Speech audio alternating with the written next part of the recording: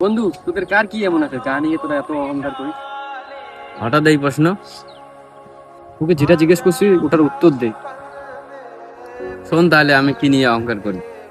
একটা আছে BMW, আর কোটি কোটি টাকা আছে আমার, এটা নিয়ে আমি অহংকার করি।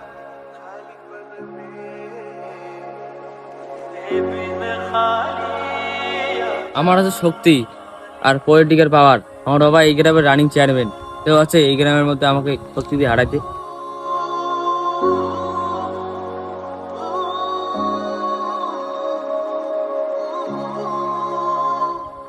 আমি হলাম সেলিব্রিটি, সোশ্যাল মিডিয়ায় আমার লাখো লাখো ফলোয়ার্স, লাখো লাখো ভিউজ। আমার অহংকার থাকবে না তো কার থাকবে? এটাই তো স্বাভাবিক। আরে বন্ধু, তুই কি কইছিলি যে তোর BMW গাড়ি আছে? দেখ বন্ধু, তুই যদি এখনই মারা যাস, তোর লাশটা কিন্তু BMW গাড়ির মধ্যে নিয়ে যাবে না, নিয়ে যাবে মসজিদের খাটলি। আর তুই কি কইছিলি যে তোর অনেক টাকা, কাফনের কাপড়ে কিন্তু পকেট থাকে না, যে তুই দুনিয়ার পয়সা নিয়ে কবরে চলে যাবি।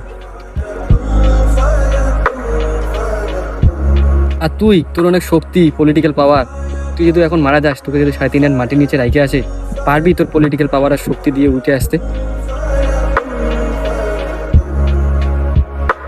এই যে সেলিব্রিটি সাহেব, আপনার তো অনেক ফলোয়ার্স, আপনি যদি এখন মারা যান, আপনার কি ফলোয়ার্স আসবে আপনার কবরের আযাবগুলো ভাগাভাগি করে নিতে?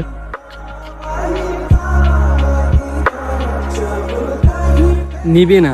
যার যার কর্মের ফল তাদেরকেই ভোগ করতে হবে।